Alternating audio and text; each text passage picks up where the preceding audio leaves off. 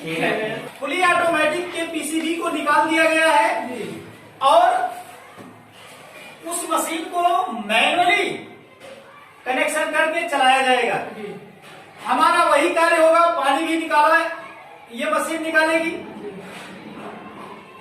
Wash भी होगा, spin भी होगा और जरूरत के हिसाब से मशीन के अंदर पानी भी इन होगा।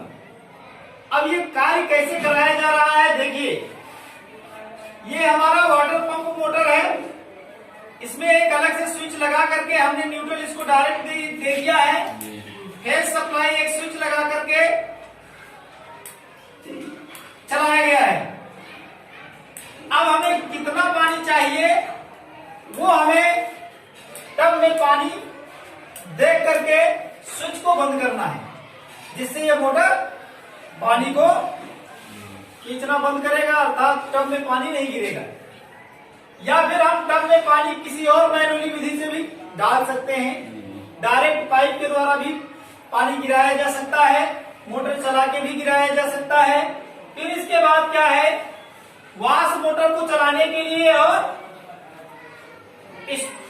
यहाँ पर वॉश मोटर और स्पिन मोटर के लिए अलग अलग मोटर का प्रयोग नहीं किया गया है। यहाँ स्पिन वॉश के लिए एक ही मोटर पहले जो मशीन में लगा था वही मोटर कार्य करेगा। अब हम इस मोटर को जब चलाते हैं तो ये मोटर हमारा एक बार पल्सेटर को घुमाएगा, अर्थात कपड़े को वॉश करेगा और जब हमारा कपड़ा वॉश हो जाता है उसके बाद कपड़े को सुखाने का जो कार्य करना है वो भी कार्य यही मोटर करेगा। लेकिन इसको कार्य कराने के लिए यहाँ पर डबल टाइमर का प्रयोग किया गया है, जैसा कि आप सेमी ऑटोमेटिक में पढ़ चुके हैं। यहाँ पर देखिए, जितना कार्य हमारे फुली ऑटोमेटिक मशीन के द्वारा हो रहा था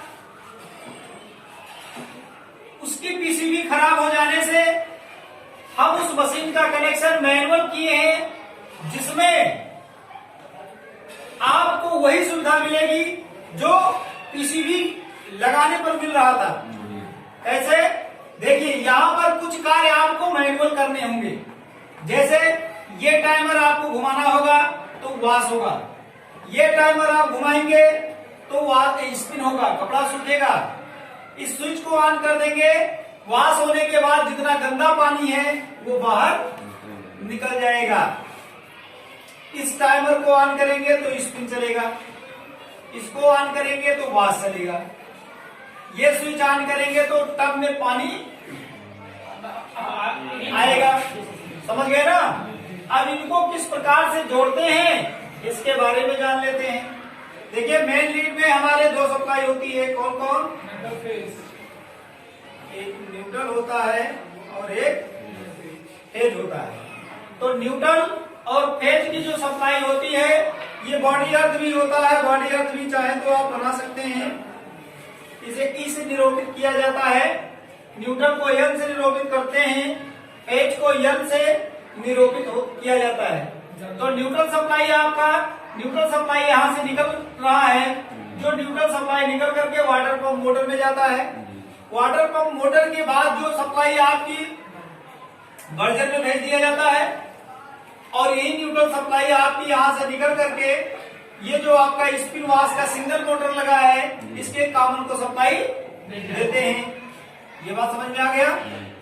और यही न्यूट्रल सप्लाई हमारी यहाँ से निकलती है और ये न्यूट्रल सप्लाई आपकी यहाँ से निकल करके कहाँ आता है?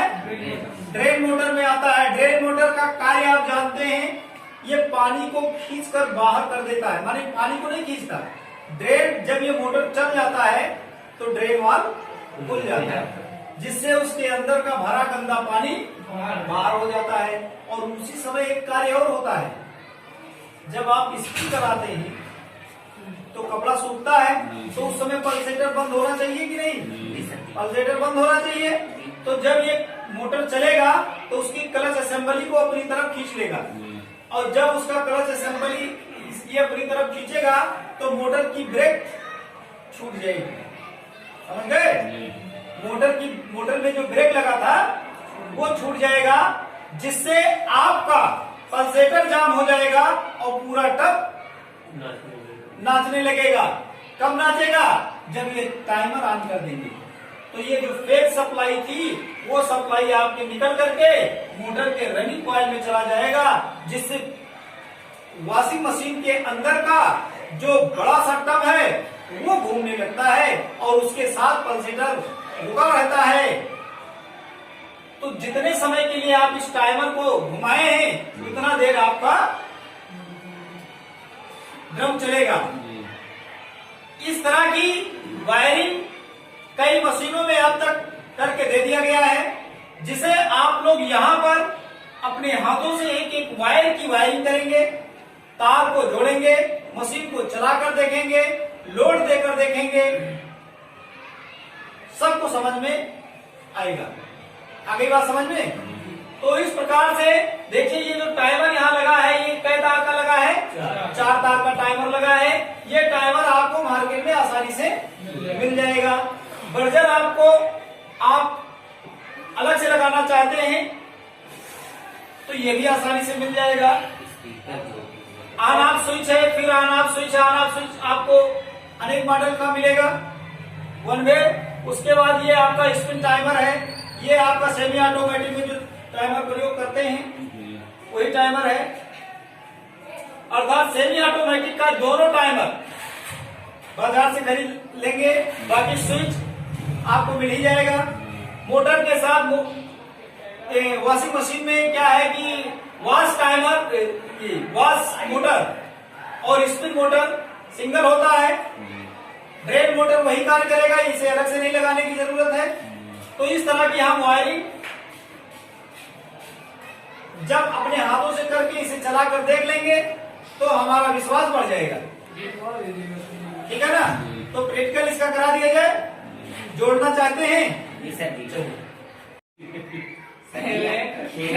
फुली ऑटोमेटिक के पीसीबी को निकाल दिया गया है और उस मशीन को मैनुअली कनेक्शन करके चलाया जाएगा। हमारा वही कार्य होगा, पानी भी निकाला ये मशीन निकालेगी, वॉश भी होगा, स्पिन भी होगा और जरूरत के हिसाब से मशीन के अंदर पानी भी इन होगा। अब ये कार्य कैसे कराया जा रहा है देखिए, ये हमारा वाटर पंप मोटर है, इसमें एक अलग से स्विच लगा करके हमने न्यूट्रल इसको डायरेक्ट दे दिया है। फेज सप्लाई एक स्विच लगा करके चलाया गया है। अब हमें कितना पानी चाहिए वो हमें टब में पानी देख करके स्विच को बंद करना है, जिससे ये मोटर पानी को खींचना बंद करेगा, अर्थात टब में पानी नहीं गिरेगा। या फिर हम टब में पानी किसी और मैनुअली विधि से भी डाल सकते हैं। डायरेक्ट पाइप के द्वारा भी पानी गिराया जा सकता है, मोटर चला के भी गिराया जा सकता है। फिर इसके बाद क्या है, वॉश मोटर को चलाने के लिए और इस यहाँ पर वॉश मोटर और स्पिन मोटर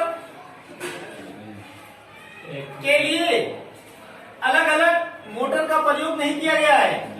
यहाँ स्पिन वॉश के लिए एक ही मोटर, पहले जो मशीन में लगा था वही मोटर कार्य करेगा। अब हम इस मोटर को जब चलाते हैं तो ये मोटर हमारा एक बार पल्सेटर को घुमाएगा, अर्थात कपड़े को वॉश करेगा, और जब हमारा कपड़ा वॉश हो जाता है उसके बाद कपड़े को सुखाने का जो कार्य करना है वो भी कार्य यही मोटर करेगा। लेकिन इसको कार्य कराने के लिए यहाँ पर डबल टाइमर का प्रयोग किया गया है, जैसा कि आप सेमी ऑटोमेटिक में पढ़ चुके हैं। यहाँ पर देखिए, जितना कार्य हमारे फुली ऑटोमेटिक मशीन के द्वारा हो रहा था उसकी पीसीबी खराब हो जाने से हम उस मशीन का कनेक्शन मैनुअल किए हैं, जिसमें आपको वही सुविधा मिलेगी जो पीसीबी लगाने पर मिल रहा था। कैसे?